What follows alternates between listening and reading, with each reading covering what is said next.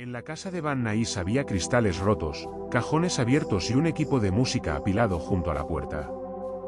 A primera vista, parecía el final violento de un robo interrumpido. Pero en el brazo izquierdo de Sherry Rasmussen quedó una marca pequeña, casi secundaria dentro de una escena llena de golpes, sangre y confusión, una mordida.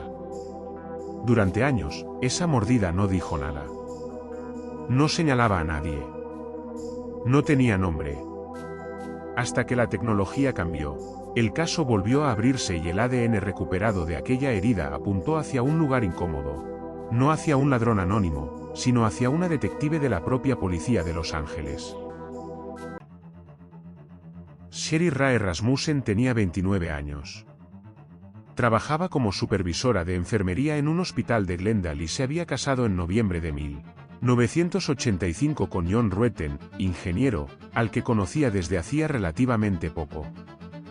Vivían en un condominio de Balboa Street, en Van Nuys, una zona residencial de Los Ángeles donde la rutina de una mañana de lunes no parecía esconder nada extraordinario.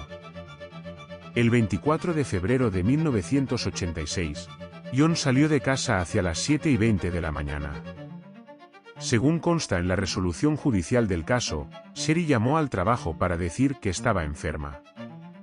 A lo largo de la mañana, tanto John como una hermana de Sherry intentaron llamarla varias veces. Nadie contestó. Ese silencio todavía no era una alarma. Podía estar descansando. Podía no querer coger el teléfono. Podía ser una mañana sin importancia.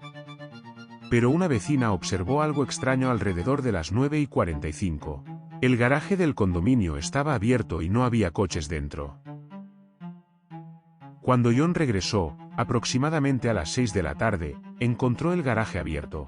El BMW de Sherry desaparecido y cristales en la entrada, procedentes de una puerta corredera rota. Dentro, el escenario parecía contar una historia sencilla. Alguien había entrado, había intentado robar. Sherry había sorprendido a los intrusos y la violencia había estallado. Pero las escenas de un crimen no siempre cuentan la verdad. A veces solo muestran lo que alguien quiso que otros vieran. Ese detalle del garaje abierto acabaría teniendo más valor del que parecía. No probaba por sí solo quién había entrado ni a qué hora exacta ocurrió todo, pero marcaba el contraste entre una mañana aparentemente doméstica y una escena que ya estaba desordenada, antes de que John regresara. La investigación tendría después que reconstruir una franja horaria con llamadas sin respuesta, un coche que desaparece y una vecina que observa una anomalía antes de que nadie sepa que Sherry está muerta. En los documentos judiciales, Sherry aparece como una mujer con una vida profesional sólida y una familia muy presente. Eso importa porque el caso no empieza con un entorno marginal ni con una red criminal visible. Empieza en una casa, en una pareja recién casada y en una explicación policial que parecía razonable porque era la más fácil de aceptar. El problema es que una explicación razonable no siempre es una explicación completa. Sherry fue encontrada en el suelo del salón, todavía con ropa de dormir y bata. La autopsia estableció que había recibido 3 disparos en el pecho, todos potencialmente mortales. Uno fue realizado a contacto, y al menos uno, según los peritos citados en la sentencia, pudo producirse cuando ella estaba en el suelo o contra una superficie dura. No era solo una muerte por arma de fuego. Había señales de lucha. Contusiones, laceraciones y abrasiones en las manos, la boca, la cara, la cabeza y el cuello. También había marcas en los brazos compatibles con haber estado sujeta por una cuerda o cordón. Cerca de la puerta de entrada se encontraron uñas rotas. Una lesión en la cara era compatible con un golpe producido por la boca de un arma. Y estaba la mordida. En el antebrazo izquierdo de Sherry había una marca que el patólogo examinó bajo microscopio.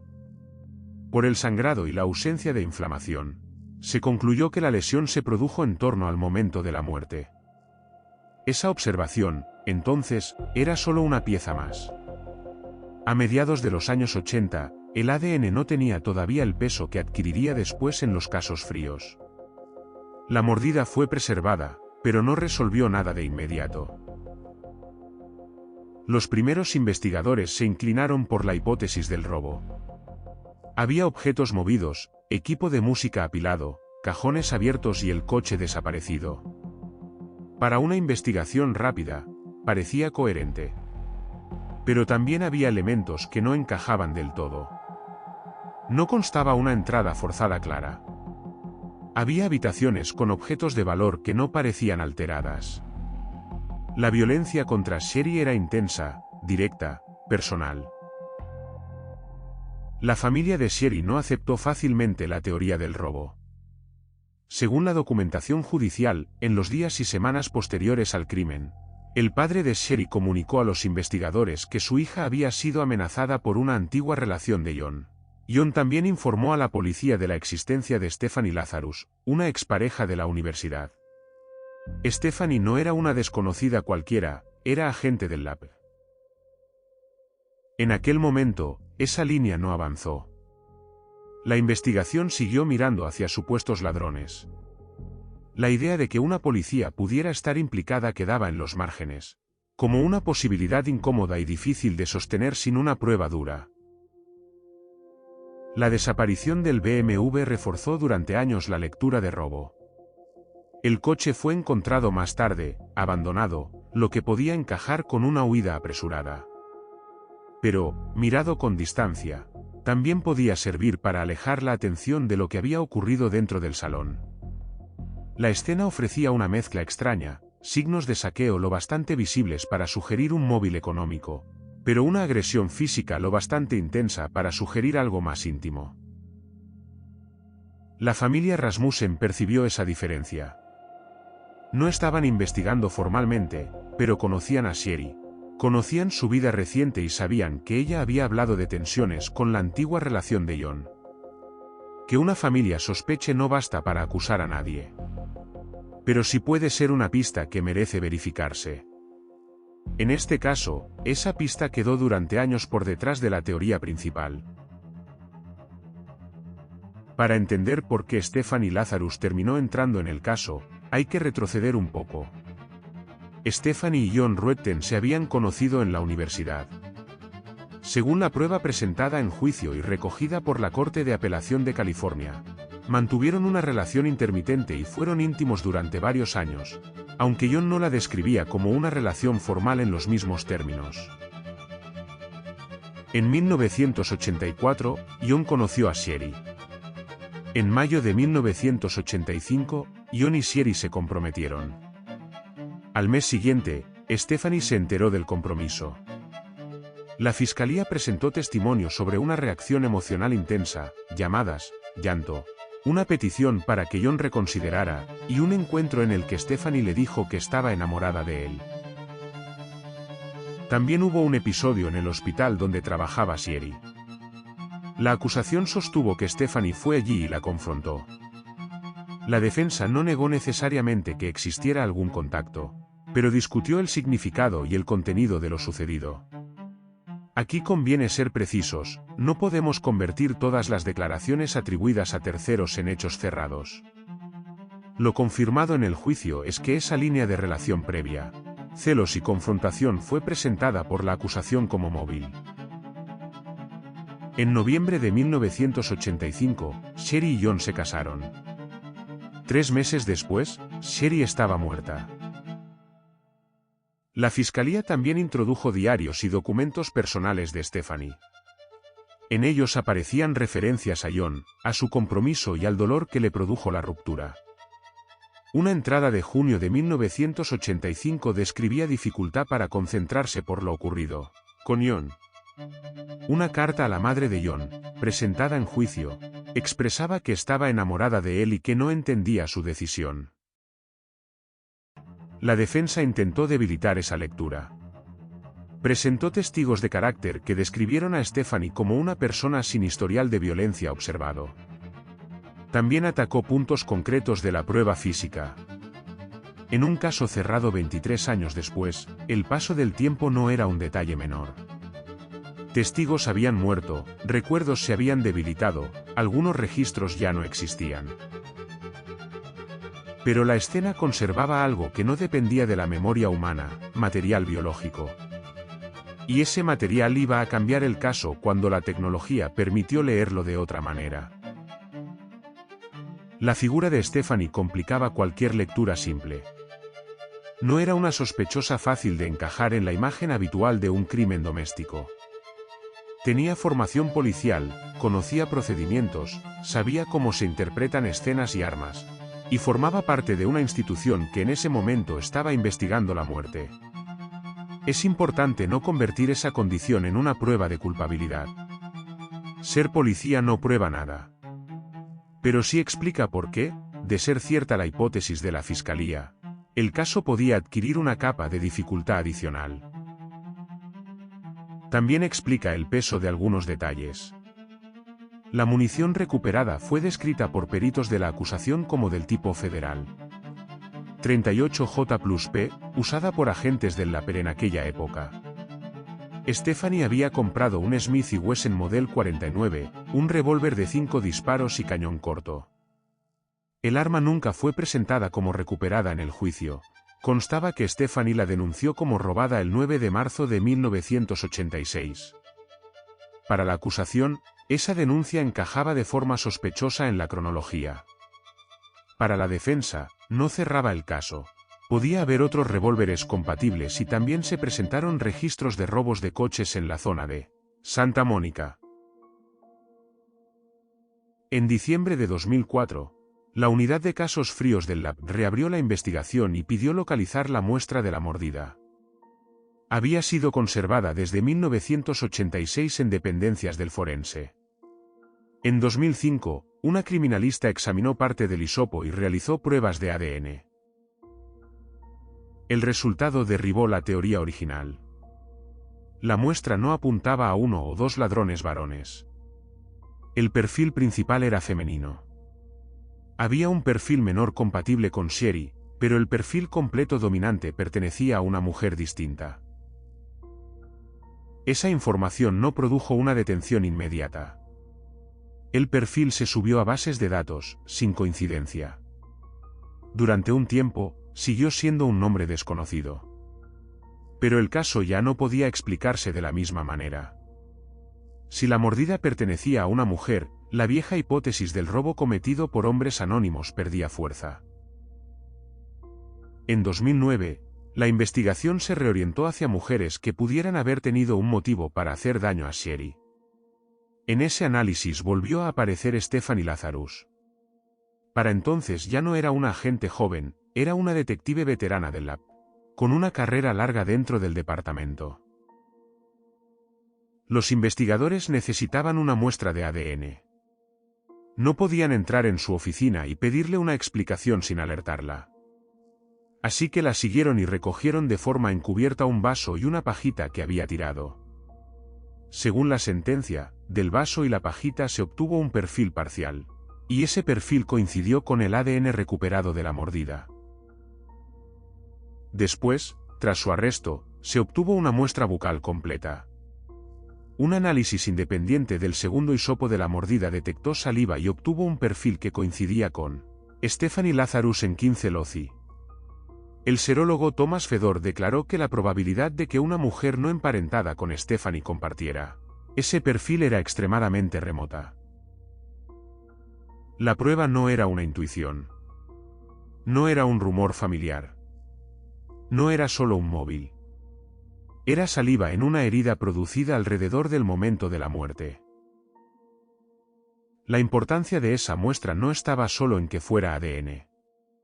Estaba en su ubicación y en el momento en que, según el examen médico, la lesión se produjo. No era una colilla encontrada cerca de una calle. No era un pelo sin contexto. Era saliva en una mordida en el cuerpo de la víctima, dentro de una escena de lucha. Esa localización reducía mucho el margen para explicaciones inocentes. Aún así, la defensa atacó precisamente el punto vulnerable de toda prueba antigua, el tiempo. La muestra había sido tomada en 1986 y analizada décadas después. Se discutió dónde había estado, cómo se había conservado y si la cadena de custodia era suficiente. Ese debate era legítimo en un juicio penal. La pregunta para el jurado no era si el caso era perfecto, sino si el conjunto de pruebas permitía concluir culpabilidad más allá de una duda razonable.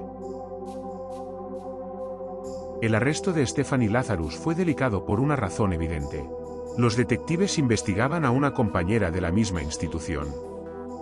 Según la cobertura de CBS y la nota oficial del lab, su oficina estaba cerca de los investigadores que trabajaban el caso. La operación tuvo que diseñarse con cuidado para evitar riesgos y para impedir que pudiera destruir pruebas o reaccionar armada. El 5 de junio de 2009, Stephanie fue conducida a una entrevista. En la grabación, que después sería discutida durante el proceso, los detectives le preguntaron por John Ruetten, por Sherry, por el pasado y por si había estado alguna vez en su casa. Sus respuestas fueron evasivas en varios momentos. Dijo no recordar bien. Admitió la posibilidad de haber hablado con Sherry, pero no con claridad. Cuando se le preguntó por una pelea física, respondió que, si había ocurrido, no la recordaba. Esa entrevista no fue el comienzo de la sospecha. Fue el momento en que la sospecha ya tenía detrás una prueba genética. La acusación reconstruyó el crimen como un ataque personal. Sostuvo que Stephanie, fuera de servicio aquel lunes, acudió al condominio de Sherry. Se produjo una confrontación y la situación derivó en una lucha violenta. La escena fue después presentada como un robo. El equipo de música movido, los cajones abiertos y el coche desaparecido encajaban en esa puesta en escena. La defensa sostuvo otra lectura. Señaló huellas no identificadas en el lugar. La existencia de robos de coches en la zona cuando Stephanie denunció la desaparición de su arma. Problemas de cadena de custodia y el largo retraso en la acusación. También discutió el alcance de la prueba balística. Según un perito de la defensa, los proyectiles no permitían atribuir con certeza el arma a un fabricante concreto ni determinar de forma concluyente el largo del cañón solo a partir de la manta. La acusación, por su parte, presentó un conjunto de indicios: el móvil, la oportunidad, la munición compatible con la usada por agentes del lab, un revólver Smith & Wesson modelo 49 comprado por Stephanie, la denuncia de robo de esa arma menos de 2 semanas después del crimen, la ausencia de una explicación clara sobre ese arma en su diario, y, sobre todo, el ADN de la mordida. No era una prueba aislada en el vacío. Era una prueba situada dentro de una relación previa, una escena violenta y una investigación que había tardado demasiado en mirar hacia donde la familia de Sherry había pedido mirar. El momento de la entrevista tuvo otro efecto narrativo, puso frente a frente dos tiempos distintos. Por un lado, la mañana de 1986, todavía llena de huecos. Por otro, 2009, con detectives que ya conocían el resultado del ADN y escuchaban a Stephanie medir cada respuesta. Las dudas de memoria podían parecer comprensibles después de 23 años. Pero también podían leerse, como hizo la acusación, como evasivas ante una relación que había sido mucho más significativa de lo que ella quería admitir. No se puede afirmar qué pensaba Stephanie durante esa entrevista. Lo que sí consta es que la conversación fue admitida como parte del proceso y que la defensa la impugnó en apelación. El tribunal no consideró que su admisión justificara revocar la condena. El juicio comenzó en 2012. Stephanie Lazarus fue acusada de asesinato en primer grado por la muerte de Sherry Rasmussen. La fiscalía no presentó el caso solo como un crimen pasional. Lo presentó como un crimen que había sido ocultado durante más de 2 décadas bajo una explicación inicial equivocada. El jurado declaró culpable a Stephanie el 8 de marzo de 2012. La nota oficial del lab reconoció que el caso había empezado con la teoría de un robo interrumpido y que fue reabierto cuando los detectives de casos fríos encontraron y analizaron la evidencia de ADN de la mordida. El propio jefe del lab expresó públicamente que la institución lamentaba el tiempo que la familia había tenido que esperar. La sentencia fue de 27 años a cadena perpetua, 25 años a cadena perpetua por el asesinato y 2 años adicionales por el uso personal de arma de fuego, según recoge la Corte de Apelación. En 2015, la condena fue confirmada en apelación. El tribunal examinó, entre otros puntos, el retraso en la acusación, las órdenes de registro, la entrevista previa al arresto y la admisión de pruebas de ADN. No encontró error perjudicial que justificara revocar la condena.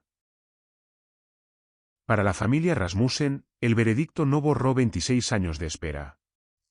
Durante ese tiempo tuvieron que convivir con una explicación que consideraban incompleta, con la sensación de que una línea esencial había sido ignorada y con la pérdida de una hija, hermana y esposa reducida durante años a una hipótesis de robo. El caso también dejó una herida institucional. No se trataba solo de que una persona condenada hubiera sido policía. Era que la primera investigación pudo haber descartado demasiado pronto señales que apuntaban fuera de la teoría cómoda.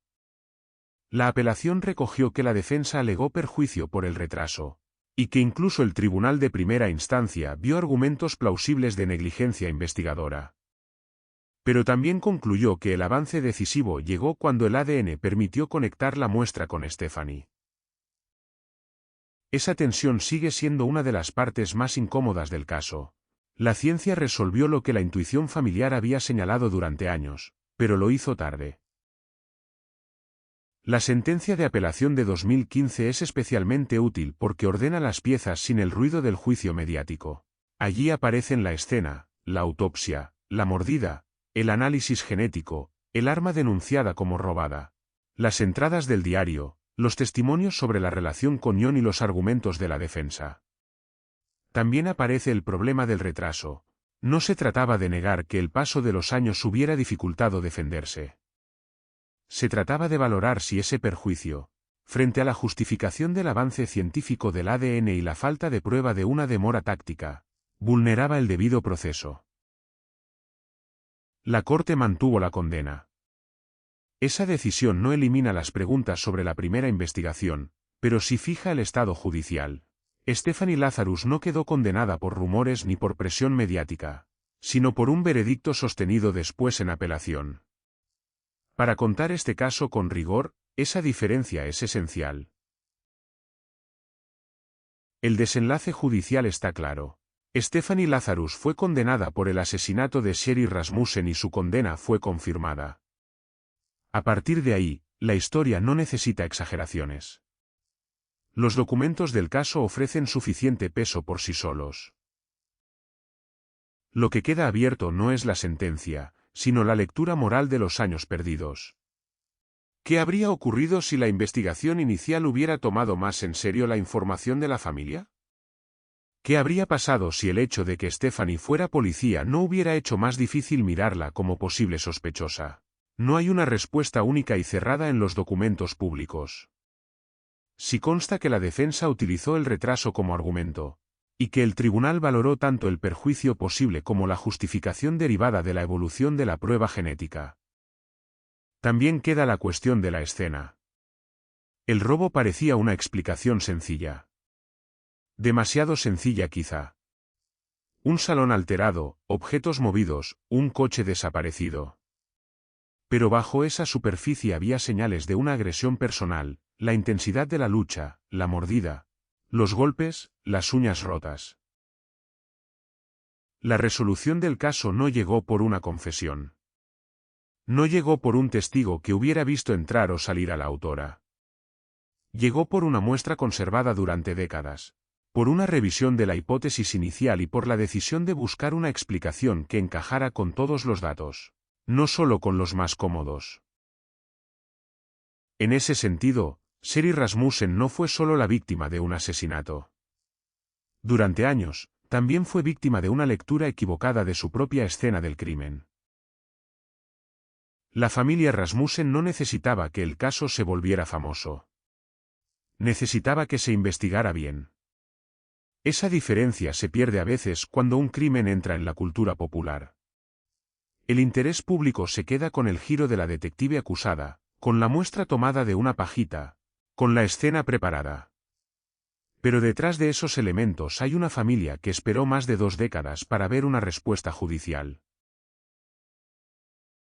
Hay casos que se resuelven porque aparece algo nuevo. Y hay otros que se resuelven porque alguien vuelve a mirar lo antiguo con menos prisa, menos prejuicio y mejores herramientas. La mordida en el brazo de Sherry Rasmussen siempre estuvo allí. No cambió. Lo que cambió fue la capacidad de escuchar lo que esa prueba decía. Durante más de 20 años, fue una marca silenciosa dentro de un expediente frío. Después se convirtió en el centro de una condena. La historia de Sherry y Stephanie Lazarus incomoda porque no habla solo de violencia. Habla de cómo una explicación temprana puede dirigir toda una investigación. Habla de cómo una institución puede tardar demasiado en aceptar que el peligro quizá estaba dentro de sus propios pasillos. Y habla de una familia que, durante años, insistió en que el caso no estaba bien contado. La justicia llegó, pero llegó tarde. Y cuando la justicia llega tarde, no deja el mismo silencio que deja un caso cerrado a tiempo. Deja una pregunta más difícil: ¿cuántas verdades han estado siempre delante, esperando a que alguien se atreva a mirarlas de frente? Si quieres, deja en comentarios qué parte de este caso te parece más decisiva: la prueba de ADN, la primera teoría del robo o los años que tardó la investigación en corregir su rumbo. Quizá por eso este caso funciona como una advertencia. No basta con conservar pruebas, también hay que estar dispuesto a revisar las conclusiones construidas alrededor de ellas. Una mordida puede ser pequeña en una fotografía de escena. En una investigación honesta, puede ser el punto que cambia todo.